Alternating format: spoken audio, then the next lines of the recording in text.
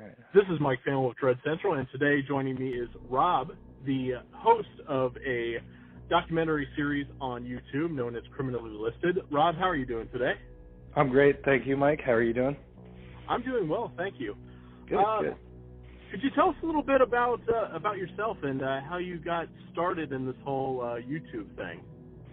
Okay, yeah, sure. It all started, I'm going to try and get through this as quickly as possible, but about 9 years ago I lost my job and decided I wanted to go back to university to be a writer. And so I got out of university, found out not so easy being a writer, as probably you know. And yeah. So I was looking around, finally got some work writing for YouTube channels like Top Tens. And I also wrote for a website called List First, freelance style. And I noticed that people were taking the stories I wrote for them and then making YouTube videos out of it. And these YouTube videos were generating, millions of hits. And I thought, well, if they're doing that, why can't I do that? So that's how I eventually got into how I started Criminally Listed. Were they taking just your text and putting it into a text-to-speech program, or were they actually? Yeah, in some cases that's what's happening. There's still one website or one YouTube channel that does do that, and they're still generating revenue from it. But I don't own the copyright to it, so I can't even claim against it. But yeah, it's usually text-to-speech, or they're narrating it themselves, and it's just word for word what I wrote. So I was like, okay, well, if people are generating revenue off that, why can't I just do that myself, So what was it like when you created your first video? Oh, I hate that video now when I look back at it. I learned, real quick that people want you to take the time to make sure it's perfect. So I mispronounced so many names in the first video I ever did, and people still email me about it, telling me the correct way to pronounce. I still haven't learned how to pronounce the person's name yet, so I'm not even going to try now. But after that, people were still encouraging, and so it just built from there. It was an interesting experience for sure. What was your first video about? It was about, it was seven unsolved mass murders, and it had the Ketty Cabin murder, and yeah, it's a year ago, and I can't remember.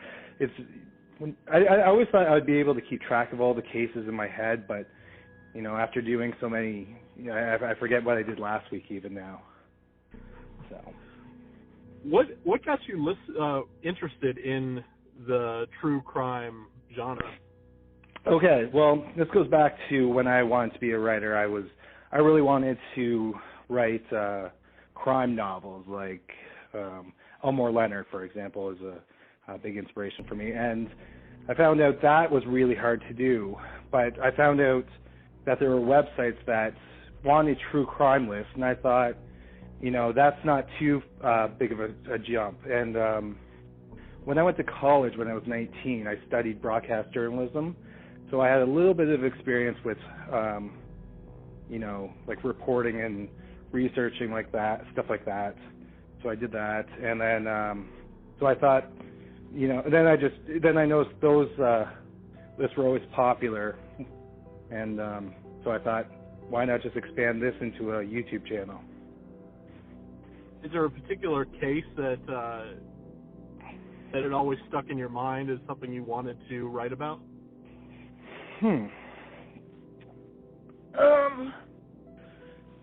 Yeah, I guess, and I did it. One of the most interesting cases I thought was the Circleville Rider, and it takes place in this small town in Circleville.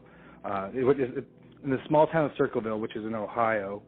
And people were getting these really weird letters in the mail. And they were written in text. And some guy found out who the writer was. He went to confront him, and he dies in a car accident. And he finds out his gun has been fired once. And then they arrest one guy, but the letters keep going and keep going. And so they're pretty sure they know who it is today, but it was really fascinating how someone could terrorize a whole town like that. I thought that was fascinating. Oh, yeah, he had like a block letter style, right? It was very small letters. Yeah, okay. Yeah, very distinct block letters, and they were always threatening people's children, saying that he was watching them. Like, it was really unsettling. So, and I think that's, anytime that it shakes the security of people, I find that to be fascinating. Like, it's just not the murder victims, it's and their families, it's when it shakes a whole community. Those are the type of stories I find to be fascinating. And that's an interesting thing that we don't really have here in Florida. We have serial killers. Right. But they could kill 30 people, but they don't get any sort of notoriety, oddly enough, except for Ted Bundy, but he traveled throughout the U.S. Right. Here we have one, and no one seems to care, and there's not a single article anywhere about this guy. You mean right now you have one? No, we had one in the 80s. Right. He traveled from Daytona to Orlando to Tampa, and he killed a lot of hitchhikers, prostitutes. Was that the Gainesville Ripper? No, he's another guy. I forgot. He's so forgettable that you forget his name. Right. Okay. Yeah. That makes sense. But he dumped a lot of bodies about 3 miles from my current house, and there's even more bodies that they're not attributing to him. So it's just like they just kind of forgot about him and didn't care anymore. And all these cases are unsolved, but no one really cares about this guy, so they won't attribute anything to him. Well, that's the one thing I've noticed is that a lot of the cases that are unsolved are kind of unsolved, and I hate to slam like police forces. They have to do with the best resources. They have to do the best with the resources they have. Mm-hmm. But like sometimes it's just because basic police work wasn't done, and the person, like, they know who did it, but there's just no way to prove it. So again, I'm not really trying to slam police. It's just I've noticed in those cases that's what's happened. It really shows how important something like homicide detectives, like how important their job is, because it gets murderers off the street. It protects the rest of us. So. Well, it's like the same thing happened at the Kitty Cabin murders and also the Boys on the Tracks. I mean, there was a whole. Well, the Boys on the Tracks had a more scandalous thing with that DA, right? He was kind of had a drug ring going or something like that. Something like that. Yeah, there was a whole big thing going on there. Like, what was that? Yeah, I'm trying to remember that the details of that one specifically. But yeah, like, so when there's something, those stories are even more messed up when there's something like much more nefarious going on than just laziness or lack of resources. So like the Boys on the Tracks, for example, is a great example of that. Are there any cases that particularly unnerve you personally? Yes and no. There's a few that like I wrote, and I was talking to my girlfriend, and I was like, this one's really, like, I find this one really bad. Can I include it? And I explained it to her, and she's like, you can never tell anyone that story ever again. And so I have to chop those ones. And then what I find to be, for some reason, what really unsettles me is people who are wrongly convicted. I don't know. I think the loss of freedom while someone is still alive is just, that's so terrifying to me. So I find those cases to be more unsettling than the gory ones. But there are those seem to be more prevalent nowadays with DNA testing becoming the norm. Yeah, a lot of those guys finally being freed, and that's right. Sometimes they're not even compensated by the state or by the government for 30 years of incarceration. No, exactly. And and we've learned so much more about how memory works, and so we can't rely on eyewitness accounts anymore, which used to be, if you saw someone doing the crime, that would be guaranteed they're going away. But we can't even trust that. We need DNA. We need, surveillance footage even doesn't even guarantee someone's going away. So, yeah. So it's interesting. Or when police get tunnel vision for a guy who's a beekeeper and plays the clarinet. Exactly. Exactly. That's exactly it. That happened up in Canada, right? That case. That's right. Yeah, that happened just north of Toronto. It's one of the more infamous Canadian cases, and that's the best part about the channel.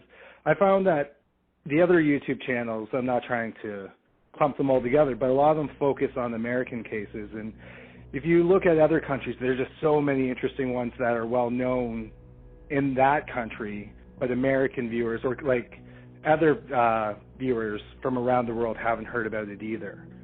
So I find that there's just a wealth of cases from around the world. A lot of really gruesome ones seem to come out of like the Western European area. Yes, definitely. Well, it's interesting because so if they were to make news across the world, they have to be something super outrageous. And so so usually we hear about the gory ones. But yeah, there's some nasty ones from out there. Yeah. Yeah, I'm just remembering some, so. Yeah, because I listen to your channel in my office during the day. I just have my headphones on and I listen to the audio, and yeah, just like every like Russian or Italian guy that either wants to eat someone or hang a kid up to quote unquote stretch his neck and then cut off his feet and burn him. It's just the cases of Russia. A lot of times I'm not sure if they're like real or like they've been mistranslated and embellished. So I tried to go back and find as close to the Russian source as possible and use Google Translate. And no, it's usually worse than what they posted in the BBC or CNN or something like that. So Russia's got some terrifying criminals, that's for sure. Does it seem like the Second World War and the Cold War kind of stirred up this pot of people being in such desperate situations where their morality was compromised in such a way that they go off the deep end? Yeah, possibly. Yeah, that's a good question. Because that's the thing is, like, who knows? Everything was in such a there was so much secrecy and so much didn't get reported. So it's hard to say, like, what happened and how that affected the people's minds. I don't know. Like, it's just like how. It's hard to say why certain countries develop certain violent tendencies. For example, like, why does the United States specifically have more mass shootings than other countries? Why does Russia have more insane cannibal grannies? It's interesting. Like, that's a very interesting question. I don't know. Yeah, I'd really. Well, in America, I can understand gun violence because guns are more or less easy to come by. Being a gun owner myself, I know in Florida specifically, you can buy them off a website and just show up at a guy's house and pick one up. It's that easy here. Wow, so that's crazy. When you have easy access to something that can easily kill someone at a distance, it makes sense. Yeah. But yeah, as far as cannibal grannies and cannibal everything in Europe and Russia and even parts of Western Asia, I don't understand where that starts from, except for out of just desperation.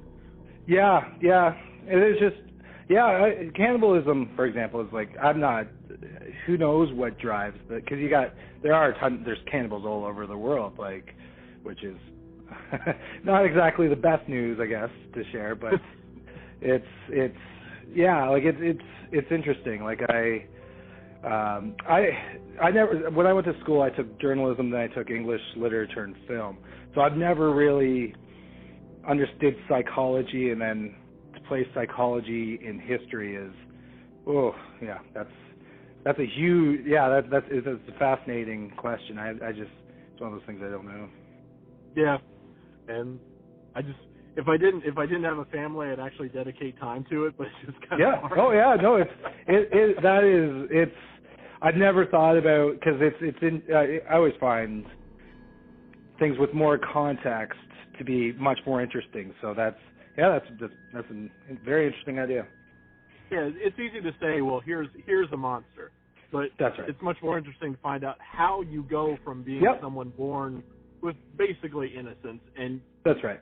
You get so twisted that you become this nefarious monster. That's much more interesting. I agree. Yeah. A lot of times we're never going to know. No, exactly.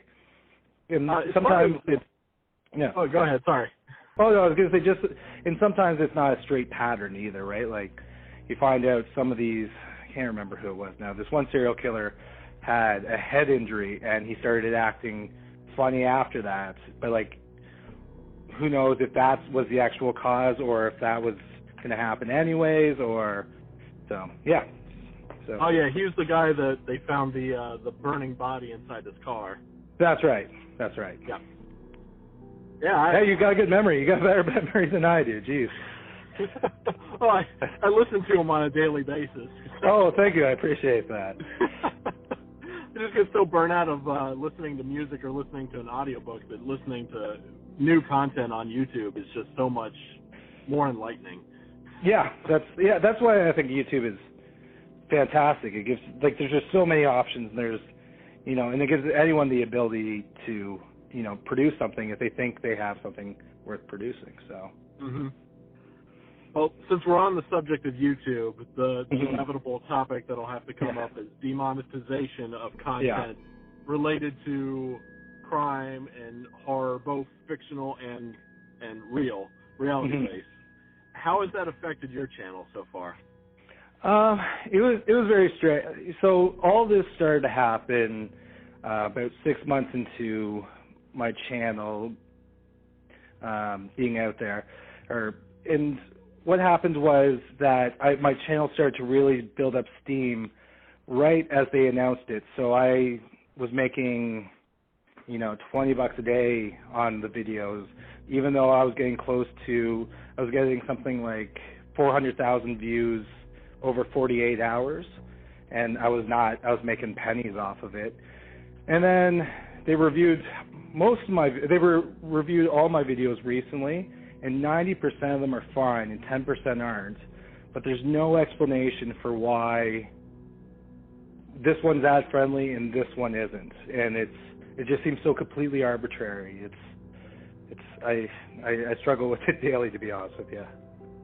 That's interesting because your videos don't contain a lot of graphic imagery. I specifically almost no profanity. No, none that I can remember. No, I bleep it out if I do include it.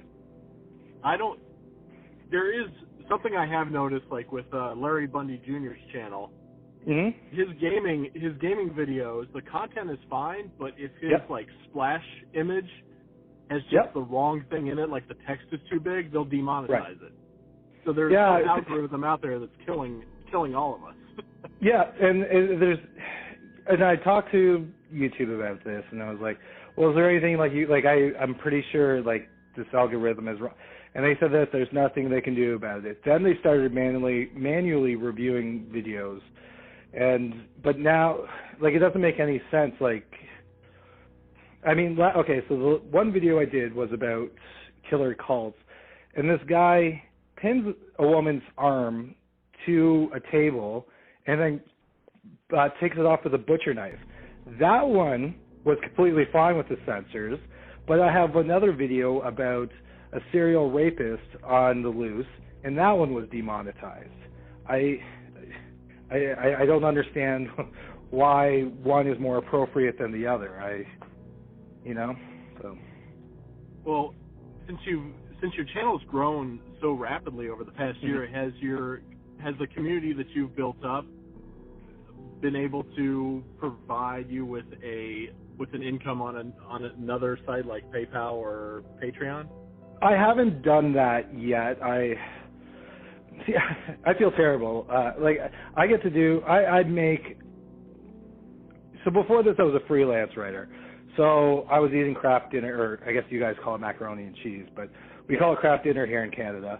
So I was living off that, and that was fine. And now I've kind of moved up, and I can, make real macaroni and cheese, and I don't have to use the box stuff. I'm not hurting anymore for, money. So I hate to, like it really bothers, like I really don't like the idea of asking people for their hard-earned money so that I can stay home and do a job I would do for free. That being said, I am setting up a Patreon, I think that's how you pronounce it, account, but I'm hopefully going to give some better rewards that they'll get out of it, like an exclusive audio episode or something like that. I'm still working on it, but but like the community who watches my videos it's mind-boggling to me. I'm speechless about it. So everyone is so supportive. It's amazing. So as far as how people can find you, I know right now you've got your YouTube channel. Are you thinking of branching out to like Vimeo or VidMe or Dailymotion or any of those? I struggle with this every so often, and YouTube it's tough to leave YouTube because there is just people can stumble upon my channel so much easier, and it's just so much there's just so much. You don't have the access to so many potential viewers than you do on YouTube, and it's terrible because like at any time YouTube could kick out the leg your seat from underneath you, and then you're stuck scrambling. But for now, I think YouTube is still the way to go. Okay. Have you thought about doing any collaborations with other YouTube content creators? And I have people who contact me about that. I just haven't. I'm finding out that the videos take 4 days to make, and I make 2 videos a week, and I'm now realizing that there's only 7 days in the week. So I just don't have time to set out. And if someone came to me and had like an amazing collaboration idea, I would definitely be up for it. I don't have time to put in much of the work for the collaboration. Understandable. Yeah. So how can people find you?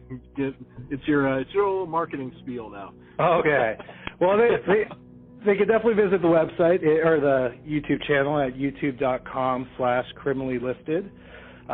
Then you can follow us on Twitter. It's at criminallylisted, but there's no E at the end of listed. It's just LISD or LISTD.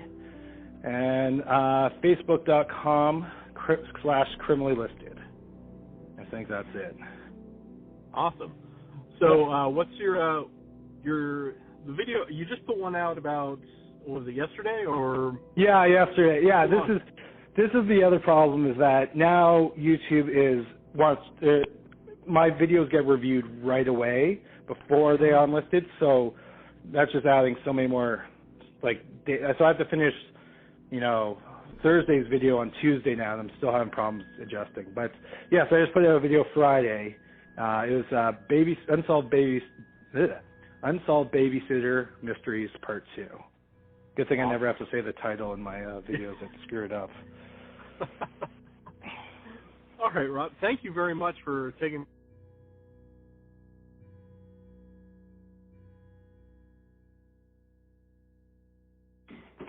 All right, this is Mike Phelan for Dread Central, and we'll see you next time.